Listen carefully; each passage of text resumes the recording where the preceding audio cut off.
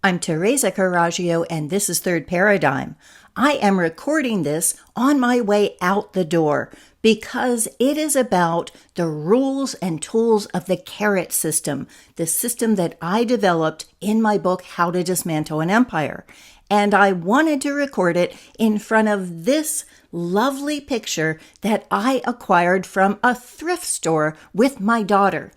I think that this perfectly embodies the vision that I want for the Commonwealth, for the hamlet, the idea that land isn't precious. We can live with space around us. We can live with beauty and nature and places to congregate, like this lovely little gazebo here. There is a haphazard nature to the way in which all of these are positioned, and I think that that is perfect. I think the trees look like lollipops or balloons, and I want us in these Caret conversations to be imagining exactly what we want for the space that we're going to develop using the Caret system. I'm continuing my Caret conversations, which I started with Tori Alexander on revolutionary housewives and economics. And then I talked with Gabe, looking especially at technology. Next, I'll be talking with Tonica of Visceral Adventures, but she's distracted because she is taking her clown show, which is a COVID contrarian clown show, on the road to Florida, where Mary Poindexter McLaughlin will be directing it. After that, I'll be talking with Opie, who is, and I don't know if I'm pronouncing that right or if that's actually initials, and he is a Nigerian who knows a lot about geopolitics and economics and is currently living 40 kilometers away from the Strait of Hormuz. That should be interesting, and we are having great conversations. As I was preparing this, my friend J. Lee Austin wrote a piece called "Should We Be Accepting Anarchy?" and answering his own question said, "No, we should be embracing it." A man after my own heart, he starts with definitions. Anarchy is independent rule of self without any force against another. Now, I amend that because no man is an island and women like to hang in archipelagos. So I am also not necessarily opposed to force as long as it is consistently applied. I believe that anarchy is rule by rules, not by rulers. You are always going to be ruled by either personalities or principles. So if you don't take the time to really think through your principles and write the rules, someone with a big personality will come in and take over. You cannot shirk the work of thinking through everything you want for the rules. And what we're designing is like a big household in which we need to take the way that a mother would think about organizing labor and saying, okay, the chores got to get done, but let's allow as much individuality and freedom of choice as possible. When we think about this as a system, the chores need to get done. So what are the chores? As I define it, the purpose of life is to care for the people and the places that have been entrusted to us.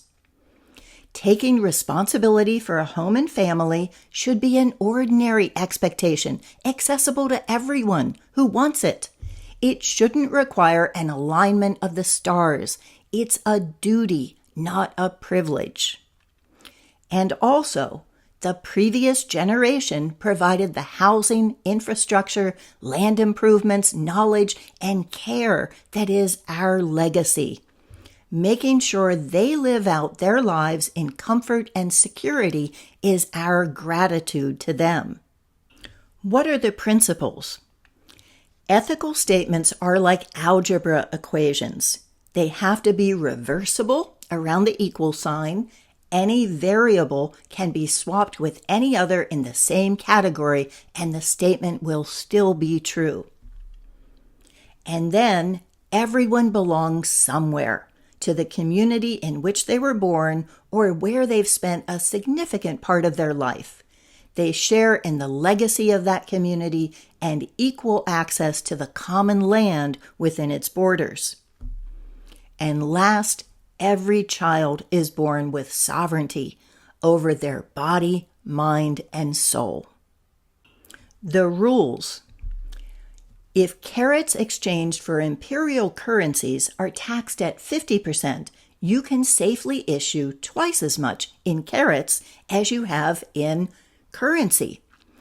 The formula then for how much you can issue in local carets is debt plus tax plus 2 times cash. As long as you don't exceed this, you can never get caught short and have to sell off your assets. And then all carets must be equally distributed to all commoners, residents, natives, and long-term residents, as defined by you. And last, you want to build up your reserves so the amount in circulation exceeds your debt by a factor of 4. According to Ben Franklin, no more than 20% of the currency should be created through debt. The rest should be spent into existence by the government. So you should thank those who are working in the imperial economy by letting them participate while you're building up your independence. You can't just flip this. We're way too dependent in consumer countries on imports. So this is a gradual kind of shift. And then the tools, which are what you are going to use. The exchange rate of the caret to the imperial currency. The tax rate of carets turned back into imperial currencies, and you want those to be different. Categories of dividend subsidies. Tax rates or exemptions on property sales, income, imports, or exports. Eminent domain.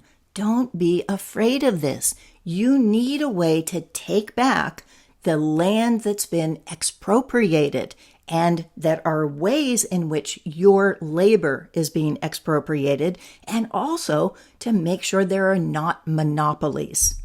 And then control over who comes into your borders and what their status is. Are they a commoner or are they a guest? This all sounds very dry and technical, and the point of the caret conversations is that someone can come in with ideas for what they want to do, and I can say, okay, here's how we can apply these rules and these tools to make that happen. We're really looking at least one generation, because if you say, okay, how do I make this happen for me or for my kids, you're going to be tweaking it. You're not going to be looking at how can you make sure that it's fair, that it works for anyone, no matter what position they're born into. I have a list of questions from my episode on State of Disunion 2030, in which I ask specific questions in all these different categories to say, okay, commoners, what do you want to do? Do you want to make dental care affordable? Do you want to bring down the cost of housing? Do you want to bring up the level of income that can be made by doing ordinary things for your neighbors? And this is an important thing to think about. If this is fully implemented, every single one of your neighbors will have one goal, which is to do things that are going to make your life better. And your goal is going to be the same thing in reverse. What an incredible thing that would be. No. That word incredible is a ruse. What a credible thing that would be. When I thought that I needed to really figure out how to explain this and show how fun it could be, I realized I had already done that in at least 15 episodes. So all 15 of those are linked in the Substack version, along with those questions that I just mentioned, which are really good to be looking at. So thirdparadigm.substack.com, is a wealth of both information and also conversation. In addition, all of those are from my playlist on YouTube called Restoring Local Sovereignty.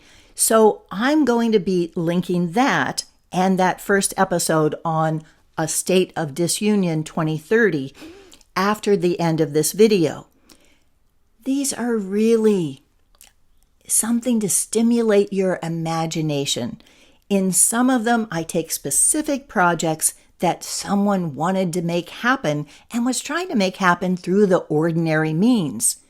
And what I say is, here's a much better way that we can do this thing that you want to see. So I suggest relaxing and listening to some of these because they are just fun, and we need to be dreaming and scheming, as I call one of them. Dreaming about what we want and scheming about how we can make it happen. And so, superimposed on my Commonwealth picture, here is A State of Disunion 2030, and this is the playlist on restoring local sovereignty. Enjoy.